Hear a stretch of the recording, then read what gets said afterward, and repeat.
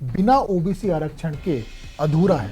आप कभी किए नहीं और ओबीसी के ऊपर हमदर्दी ही नहीं। आप एआईएमआईएम भारतीय जनता पार्टी से पैसे लेकर चुनाव लड़ती है। संबंधी नहीं, हम लिपटने वाले मजलिस से अकेला तेलंगाना बीजेपी है कि भारतीय जनता पार्टी और आरएसएस आदिवासियों की जमीन और जंगल छीनने का काम कर रहे हैं। आदिवासी के ऊपर उनको उतना मोहब्बत है। तेलंगाना में आप सरकार में थे, क्यों नहीं दिया गया उनके सर्टिफिकेट पट्टा? पक्ष के तमाम बड़े नेता, उनका आरोप यह है कि उनके फोन हैक किए जा रहे हैं, उनकी जासूसी करी जा रही है। मेरा फोन में भी मैसेज आया, अलर्ट मैसेज आया। ये हम बोल सकते कि हमारा राज्य सरकार, हमारा फोन टैप किया जा रहा है। एनसीबीसी जिन राज्यों में भारतीय जनता पार्टी की सरकार नहीं है, उन राज्यों को लेकर, ओबीसी को लेकर गलत आंकड़े जारी कर रहा है। अगर गलत आंकड़े है तो बताओ आपके पास क्या आंकड़े हैं? ओवैसी ये कह रहे हैं कि राहुल गांधी अमेठी के अंदर बीजेपी से पैसे लेकर चुनाव हार गए। ये तीनों का डीएनए एक ही है। आप लोगों को गुमराह करना चाहते हैं। नमस्कार, आदाब। आप देख रहे हैं प्राइम न्यूज, मैं हूं मोहसिन खान। दोस्तों, 5 राज्यों में चुनाव प्रचार अपने चरम पर है और इसके बाद 2024 की तैयारी शुरू हो गई है। तमाम पार्टियां कोशिश कर रही हैं कि इस चुनावी रण को कैसे जीता जाए और इसे कैटेगराइज करके वोटर्स को और उन्हें टारगेट करने की कोशिश करी जा रही है कि इस कैटेगरी को, इस तरह के वर्ग को कैसे अपनी तरफ किया जाए और उनका वोट पाया जाए। और जब ये वर्गीकरण होता है तो सबसे बड़ा वोट बैंक निकल कर आता है ओबीसी का।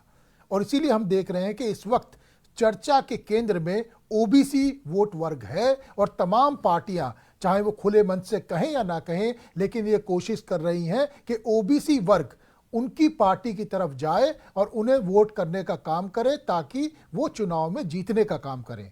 भारतीय जनता पार्टी भी इस कोशिश में लगी हुई है और अभी हाल ही में एक बड़ी मीटिंग भी हुई है दिल्ली के अंदर इस चीज को लेकर कि कैसे इसे लेकर आगे बढ़ा जाए और ओबीसी वोट बैंक को भारतीय जनता पार्टी की तरफ करने की कोशिश करी जाए।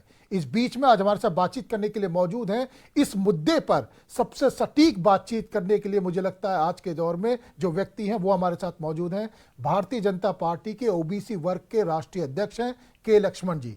के लक्ष्मण जी, बहुत स्वागत है आपका प्राइम न्यूज पर। धन्यवाद मोहसिन जी। कैसे हैं आप? Fine, thank you. मैंने एक लंबा इंट्रो इसलिए दिया क्योंकि ओबीसी आजकल राजनीति केंद्र में है और हर पार्टी ये कोशिश कर रही है कि ओबीसी वोट बैंक को कैसे अपनी पार्टी की तरफ किया जाए। भारतीय जनता पार्टी ने भी कल ही एक बड़ी मीटिंग करी है। तमाम राष्ट्रीय नेता, बड़े बड़े नेता उस मीटिंग में मौजूद रहे। आप भी उस मीटिंग में मौजूद थे। रणनीति बनाई गई कि ओबीसी वर्ग को कैसे भारतीय जनता पार्टी की तरफ लाया जाएगा। क्या क्या चर्चा हुई? मोहसिन जी, भारतीय जनता पार्टी, जब हम सबका साथ सबका विकास नारे से पहले दिन से ही मोदी जी ने, पिछले कार्यकाल में कांग्रेस पार्टी लगभग 60 साल सत्ता में थी। जो भी लोग वंचित है, पीड़ित है, पिछड़ा, दलित या अन्य लोग, आदिवासी, महिला, इन वर्गों के हित के लिए मोदी जी अलग योजनाओं बनाकर किस तरह ये मुख्य धारा में लाने के प्रयास चल रहा है। उसी माध्यम से ये 9 साल के अंदर एक विकास तेजी से आगे बढ़ाते हुए ये गरीब के योजना जो भी है उसमें इनको भागीदार बनाना। हम कभी एक वर्ग को वोटर के नाते नहीं देखते, इंसानियत के नाते मुख्य धारा में हर वर्ग को, जो भी वंचित थे, उनको लाना चाहते हैं। इसलिए मोदी जी ने ये 50% के जो ज़्यादा आबादी है ओबीसी, जो उनको वंचित किया गया कांग्रेस ने। हमेशा जब समय समय पर ओबीसी समाज का मुद्दे आए थे, चाहे वो आरक्षण का उनके उत्थान के लिए हो, नेहरू ज़माने से लेकर काका कलेकर कमीशन से लेकर आज मंडल कमीशन, पूरा उनका विरोध किया कांग्रेस पार्टी और नेहरू परिवार। और बार बार जब ओबीसी का आरक्षण का मुद्दा, मंडल कमीशन का भी राजीव गांधी खुद सदन में विरोध किया। अगर आरक्षण दिया जाना है तो आर्थिक रूप से होना है, जाति के नाम से नहीं होना। लक्ष्मण जी, आप इतिहास की बात कर रहे हैं, वो हम बात करेंगे आगे। और इतिहास की बात करें तो 1931 में आखिरी बार जनगणना हुई थी जिसमें ओबीसी वर्ग को लेकर खुलकर बताया गया था कि लगभग 45% पूरे हिंदुस्तान में मौजूद हैं और बहुत सारे राज्य ऐसे हैं जहां पर 60% से भी ज़्यादा थे उस वक्त, और हर राज्य में 45 से ज़्यादा तो है ही हैं। और उसके बाद आज तक वो हो नहीं पाया है दोबारा से। उसके बाद अपना ये बताया कि किस तरीके से सिफारिश करी गई और बातें हुई, उस पर हम आएंगे। लेकिन उस सबसे पहले जहाँ तक हमारी जानकारी है, मीटिंग के अंदर एक लाइन तय करी गई कि भारतीय जनता पार्टी एक लाइन तय करेगी, उस लाइन के हिसाब से जनता के बीच में जाएंगे और ओबीसी वर्ग को एक संदेश देंगे। सरकार ने क्या किया? मोहसिन जी, जो बैठक है आने वाले 5 राज्य चुनाव और 24 चुनाव के लिए, सिर्फ ओबीसी मुद्दे के लिए ही नहीं, पूरे मोदी जी ये 9 साल के अंदर जितना विकास किया और गरीब के योजना जो बना है, गरीब के खाते में जो पहुंचाया पैसा, 9 साल के अंदर 27 लाख करोड़ रुपए बिना 1 रुपए कटौती न होते हुए, ये हमारा जो पारदर्शिता है और कोई दलाली व्यवस्था बीच में है ही नहीं। ये राजीव गांधी जब प्रधानमंत्री थे वो खुद बताए, गरीब के लिए हम जब 100 रुपये दिल्ली से बेचते तो 85 रुपये दलाली खाता था, 15 रुपये गरीब के खाते में पहुंचता था, खाता ही नहीं गरीब के हाथ में पहुंचता था। ये था, इतना अंतर है। ये मुद्दे को लेकर किस तरह हम अंतिम व्यक्ति तक पहुंचाना है, जो योजना बने, क्योंकि अन्य दलों ने जाति के नाम पर, मजहब के नाम पर चुनाव के समय में लोगों को बंटवारा करना चाहते हैं और लोगों का दृष्टिकोण भी बदलना चाहते हैं। हमारा विकास के मुद्दे को और गरीब के योजना को, जो भी आज गरीब जो लाभान्वित, इनसे उनके दृष्टिकोण से बदलने के कई सारे प्रयास करते। हम उस चक्कर में जाना नहीं। हम तो विकास और जो भी ऐतिहासिक निर्णय लिया गया मोदी जी के सरकार में 9 साल के अंदर, चाहे 370 धारा हटाया गया, राम मंदिर बना हो, या हमारे जीएसटी का हो, नोटबंदी का हो, और मुस्लिम महिलाओं के लिए त्रिपल तलाक का जो रद्द किया गया, और महिला बहनों के लिए 33% आरक्षण, इस मुद्दे के अलावा विकास और योजना है। जिस तरह योजना हम बना है सभी वर्गों के लिए, इसलिए ये मुद्दे आम आदमी तक पहुंचाने के लिए हम अपना दृष्टिकोण बदलना नहीं है, क्योंकि हमारे विरोधी विपक्ष के पास कोई मुद्दा ही नहीं है, कोई एजेंडा ही नहीं है। ये बैंक करप्ट है, इसलिए जाति के नाम पर या मजहब के नाम पर लोगों को ये बंटवारा करना चाहते। लक्ष्मण जी, मैं आपकी दुविधा समझ सकता हूं कि आप बताना नहीं चाहते या कहना नहीं चाहते खुल करके भी ओबीसी को साधने के लिए क्या अलग से कोई स्ट्रैटेजी बनाई गई है, प्लान बनाया गया है। लेकिन ये सच्चाई है कि तमाम वर्ग, तमाम पार्टियां कोशिश तो कर रही हैं और ओबीसी इस वक्त राजनीति के केंद्र में है, बातचीत हो रही है। लेकिन वो भी आपकी बात ठीक है, भी मोदी जी ये कहते हैं कि भी सबका साथ, सबका विकास, सबका विश्वास, इसके साथ आप लोग आगे बढ़ रहे हैं। लेकिन फिर विपक्ष एक आरोप और लगाता है आपके ऊपर। विपक्ष ये कहता है कि सरकार जातीय जनगणना से क्यों डर रही है। ये मैं राष्ट्रीय ओबीसी मोर्चा अध्यक्ष के नाते ओबीसी समाज के हित के लिए 9 साल के अंदर क्या क्या किया, हम कांग्रेस का पर्दा ज़रूर पास करेंगे, क्योंकि 9 साल के अंदर हम जो किया मोदी जी ने, आप कभी किया नहीं, और जब भी मौका आया तो विरोध किया। ये देखो, पिछड़ा वर्ग आयोग का संविधान दर्जा देने की कौन मना किए? आप 10 साल यूपीए सरकार चलाए, आपके जो क्षेत्रीय दल समर्थक थे, जो समझते ठेकेदार पिछड़ा वर्ग समाज की, वो खुद ये पिछड़ा वर्ग आयोग का जो पिछड़ा वर्ग समाज का हक है, जो आरक्षण दिया गया ठीक ढंग से अगर नहीं अमल हुआ था तो ये लीगल एक्शन लेने का, जुडिशियल एक्शन लेने का जो प्रावधान है, वो आयोग को अब दंतहीन आयोग चलाए। आज एक मजबूत आयोग मोदी जी ने 2018 में बनाया, उसको भी सदन में आप विरोध किए, कांग्रेस किया और वहाँ पे भी किया। इस तरह केंद्रीय विद्या संस्थाओं में, केंद्रीय विद्यालय, नवोदय पाठशाला, सैनिक स्कूल में, न्याय विश्वविद्यालय, पहली बार मोदी जी आने के बाद 27% आरक्षण देने से एक साल में 4 लाख हमारे छात्रों को लाभान्वित हुए। नीट के माध्यम से होने वाले एमबीबीएस, एमडी, इन परीक्षाओं में भी पहली बार मोदी जी ने 27% आरक्षण देने से 4,500 हजार आज डॉक्टर बनने का आज मौका मिला। उतना ही नहीं, आर्थिक रूप से जो गरीब परिवार है उनके लिए भी 10% ईडब्ल्यूएस रिजर्वेशन दिया। इसलिए हम जो है, हम किसी को डरना नहीं चाहते। जातिगत जनगणना के बारे में बार बार जो जिक्र किया जा रहा है हमारे राहुल गांधी, मैं सीधा पूछना चाहता हूँ, आप 60 साल सत्ता में थे, क्यों किया नहीं आपने? क्या वजह था? आज अचानक इतना मोहब्बत क्यों हो गया?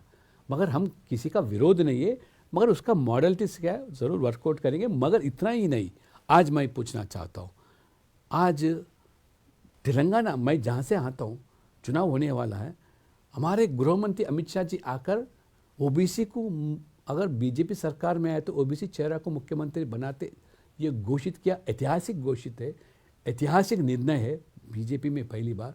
और 75 साल के आज़ादी के अंदर एक बार भी, आप तो 40-50 साल कांग्रेस सरकार में थे, अभी बीआरएस सरकार में केसीआर, मगर बीसी को मुख्यमंत्री नहीं बने। हम जब बनाने के ऐलान किया उसको आप टिप्पणी करते हैं और आप पूरे ओबीसी समाज को अपमान करते हैं। ये बनने वाला कहा है, ये कहाँ बनते, 2% वोट नहीं है तो आप तो बनाते नहीं। जब हम बनाने, ये पूरा ओबीसी समाज इतना आक्रोश है कांग्रेस के खिलाफ, ये अब जिद पे है, हम बना के देंगे और बीजेपी का समर्थन करेंगे। ओबीसी मोर्चा, ओबीसी समाज पूरा हमारा समर्थन। जो बनाने की आप बात कर रहे हैं उसे लेकर मुझे अमित शाह जी का एक स्टेटमेंट याद आ रहा है, संसद में उन्होंने बताया था, पूरी डिटेलिंग उसमें दी थी, वो मैं आपको बताऊंगा भी और इस पर भी आपका रिएक्शन लूंगा। लेकिन उससे पहले आपने जिस आयोग की बात करी, एनसीबीसी नाम से उसे जाना जाता है, उसे लेकर भी बात करी जा रही, क्योंकि उन्होंने एक रिपोर्ट दी और रिपोर्ट में ये बताया कि 4 राज्य ऐसे हैं जहां पर ओबीसी के साथ सही नहीं हो रहा है, आरक्षण सही तरीके से लागू नहीं हो रहा है। और वो 4 राज्य, दिलचस्प ये है कि चारों राज्य वो हैं जिसमें बीजेपी की सरकार नहीं है, राजस्थान, पश्चिम बंगाल, बिहार और पंजाब।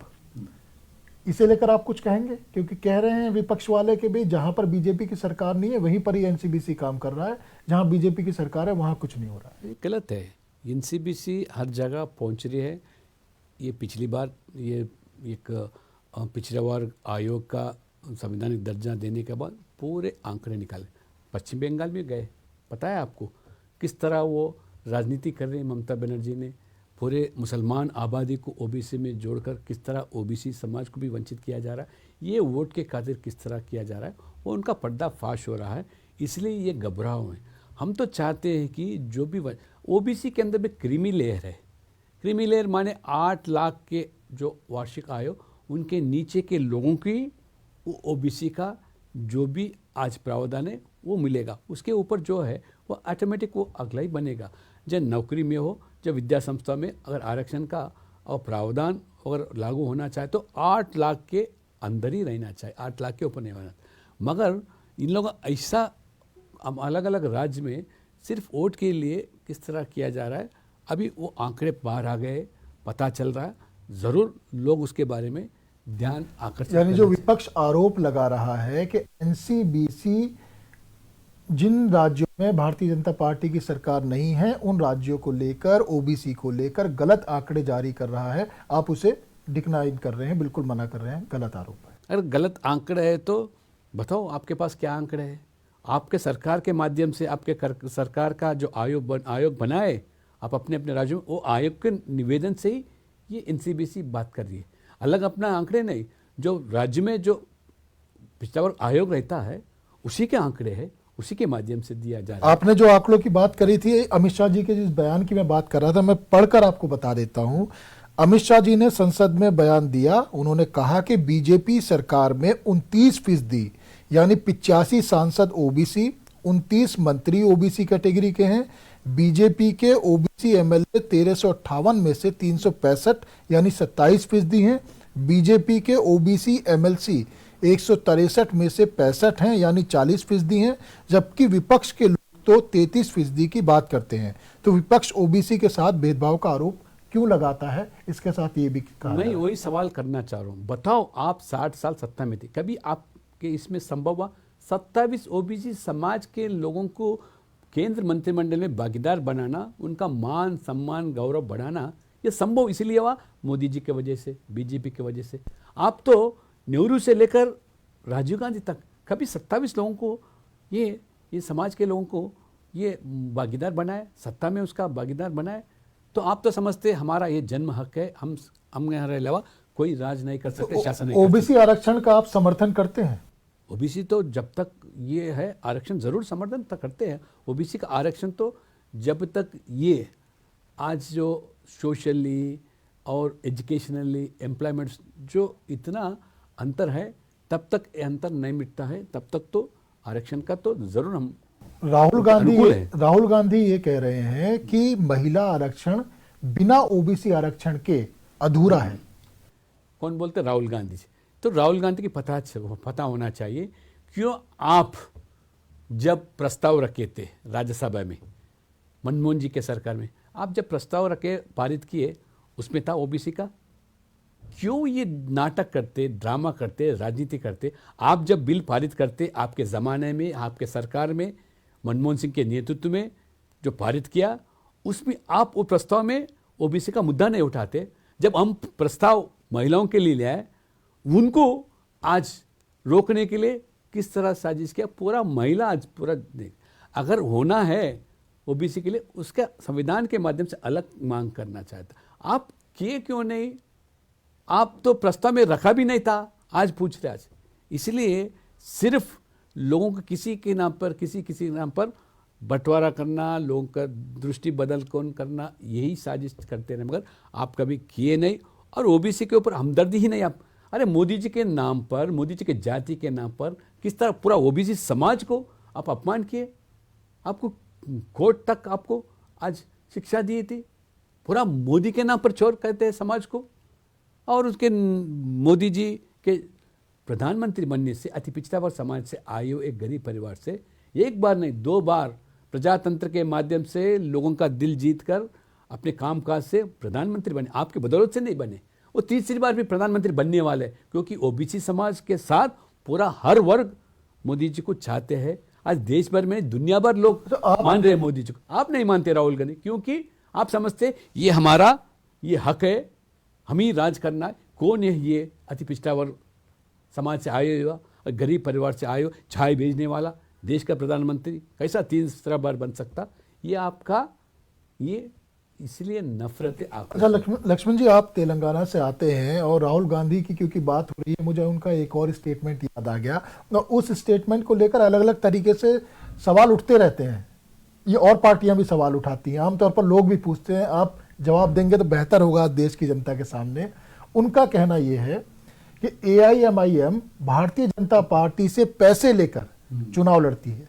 ये लोग हंस रहे हैं हमारे तेलंगाना के ऊपर, क्योंकि जब तक आप सत्ता में था आंध्र प्रदेश में या तेलंगाना में कांग्रेस लगभग 40-50 साल, किसके बदौलत से? ये MIM के बदौलत से, MIM के समर्थन से। MIM आपका तो गुरु है, आज BRS का गुरु बनेंगे। आज जो भी राजनीति ये लोग करते हैं ना, कांग्रेस या BRS, पूरे हुक्म जहाँ से जारी होता है दारुसलाम से जारी होता है। ये अमल कौन करते हैं सचिवालय में? चाहे कांग्रेस हो, ये हमारे BRS हो। सिर्फ आज MIM को लिपटने वाली दल कोई है तेलंगाना में, कार्यकर्ता या नेता दल, वो BJP है। पूरा लोग मानते हैं। आप तो वोट के लिए किस तरफ, मजहब के नाम पर आप रिजर्वेशन लागू किए राहुल गांधी जी ने, आपके मुख्यमंत्री ने, जो संभव ही नहीं है संविधान में, ये मस्जिद के दबाव में। अरे अब मैं तो ये पूछना चाहता हूँ, ये पूरे तेलंगाना के लोग निज़ाम के हुकूमत के खिलाफ जो लड़े हिंदुस्तान में विलीन के लिए, जब इतने लोग आज खुदकुशी हो गया, जान खो गए और मार्टिस हो गए, आज आप जो 17 सितंबर जो है, ये 1 साल के बाद विलीन हुआ। 15 अगस्त 1947 में पूरा हिंदुस्तान को आज़ादी मिला, हम तेलंगाना को 15 अगस्त को नहीं मिला, 13 सितंबर 1948 में मिला। इतना संघर्ष किए, आप उनके लोगों को समर्थन करते, आप मनाते भी नहीं, क्योंकि ये मजलिस कौन सा दल है? ये जो निज़ाम के हुकूमत में प्राइवेट आर्मी जो रजाकार था, वो रजाकार का हिरासत में आए सो ही ये मजलिस पार्टी एक यानी आप ये कह रहे हैं BJP का कोई संबंध नहीं? कुछ संबंध ही नहीं। हम लिपटने वाले मजलिस से अकेला तेलंगाना BJP है। आप ये कह रहे हैं कि BJP से कोई संबंध नहीं है, कांग्रेस के वो साथी हैं। ओवैसी तो एक बात और कह रहे हैं, ओवैसी ये कह रहे हैं कि राहुल गांधी अमेठी के अंदर BJP से पैसे लेकर चुनाव हार गए। वही तो आपस में उनके कुछ आज ये झगड़ा होगा सत्ता का, ये क्योंकि आज मजलिस BRS को समर्थन कर रही, वो चाहते कांग्रेस समर्थन करना इस चुनाव के अंदर। वो आपस में क्या झगड़ा पता नहीं, मगर हैदराबाद को जो बर्बाद किया, कोई गरीब मुसलमान के हित के लिए काम करने वाली नहीं है ये मजलिस पार्टी। ये भी सिर्फ परिवारवाद राजनीति करने वाले, ये तीनों का DNA एक ही है, चाहे BRS हो, कांग्रेस हो, मजलिस हो। ये DNA क्या है? ये तीनों भी परिवारवाद राजनीति करने वाले, तीनों भी तुष्टिकरण राजनीति करने वाले, ये तीनों भी और भ्रष्टाचार राजनीति करने वाला है। इसलिए भारतीय जनता पार्टी उनको चाहते भी नहीं उनको इतना दूर को दूर रखती है कि वो तो राहुल गांधी तो एक बात और कह रहे हैं, वो कह रहे हैं कि अगर तेलंगाना में कांग्रेस जीती तो महिलाओं को हर महीने 4,000 रुपए देंगे। आप जहां सत्ता में हैं क्यों 4,000 रुपये नहीं दे सके? और लगभग 50 साल थे, कभी मुमकिन ही नहीं हुआ। अरे आपके गारंटियों में आपका पार्टी को गारंटी नहीं है, आपका नेताओं को आपके ऊपर गारंटी नहीं है, आप क्या गारंटी देते लोगों को? ये एक्सपायरी हुआ पार्टी, कांग्रेस पार्टी दिल्ली में एक्सपायर हुआ, दिल्ली में भी एक्सपायर। आप लोगों को गुमराह करना चाहते हैं। आज लोगों को आपका कोई एजेंडा नहीं है, जब विकास का एजेंडा नहीं है, ना गरीब के योजना एजेंडा नहीं है। ऐसे चीज़ों को लेकर कर्नाटक में हुआ क्या, हिमाचल में हुआ क्या, राजस्थान में क्या हुआ? ये किसान का कर्जा मुफ्त के लिए बात कर राजस्थान में कहाँ? अब हिमाचल में देखो, पूरे किधर भी देखो आज लोग रोड पे आ गए। और कर्नाटका बिजली के नाम पर फ्री पावर बोले, आज नो पावर हो गया। और खुद शिव कुमार बताते, कांग्रेस के नेता तेलंगाना में आके, हम 5 घंटा आज पावर सप्लाई कर रहे हैं। मतलब आज इतने वादा किए, आज उनके किसान आकर हमारा तेलंगाना में प्रदर्शन कर रहे। भूल चुक भी आप कांग्रेस को वोट नहीं दिया, हमको धोखा दी, सरकार में आते हमारा। आप तो तमाम बातें गिना रहे हैं कि भाई जनता परेशान है या सरकार जहां पर उनकी है काम नहीं कर रहे, तो फिर इतना डर क्यों है, खौफ क्यों है? और मैं इसलिए ये कह रहा हूं क्योंकि विपक्ष के तमाम बड़े नेता, उनका आरोप ये है कि उनके फोन हैक किए जा रहे हैं, उनकी जासूसी करी जा रही है। क्यों करी जा रही है? मैं बताऊं, मेरा फ़ोन में भी मैसेज आया, अलर्ट मैसेज आया। ये हम बोल सकते कि हमारा राज्य सरकार, हमारा फ़ोन टैप किया जा रहा है। होगा, संभव होगा हमारा राज्य में हो रहा हो, क्योंकि हमारा राज्य में तो बीआरएस सरकार कोई प्रजातंत्र का, कोई संविधान का, कोई उसका मान्यता ही नहीं देती है।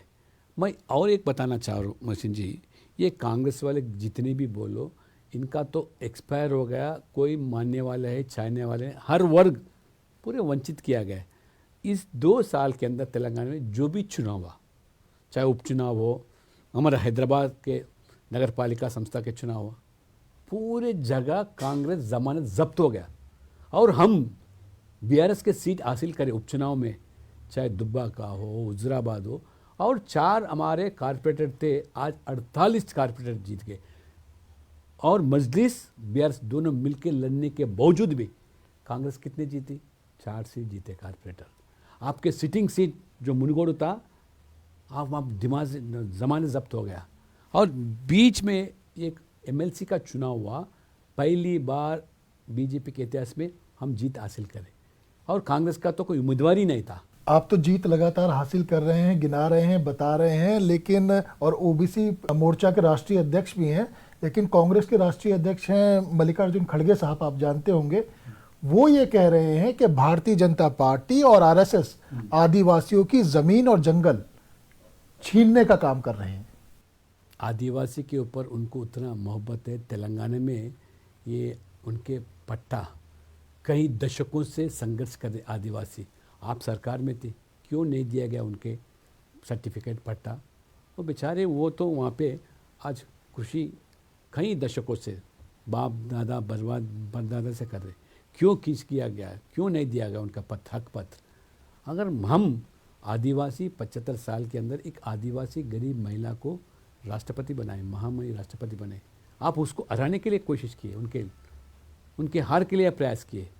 ये आप मगरमच्छी के आंसू बहना चाहते, सब वर्गों को वोटर के नाते देखते हो। अच्छा लक्ष्मण जी, जाते जाते आखिर में मुझे लगता है ये सबसे सवाल उपयुक्त है और आपसे पूछना लाजमी है। नरेंद्र मोदी देश के प्रधानमंत्री हैं, नरेंद्र मोदी जी, और देश के सबसे लोकप्रिय चेहरा हैं, इस वक्त बात में कोई दो राय नहीं, और सबसे बड़े ओबीसी चेहरे के तौर पर भी भारतीय जनता पार्टी पेश करती है।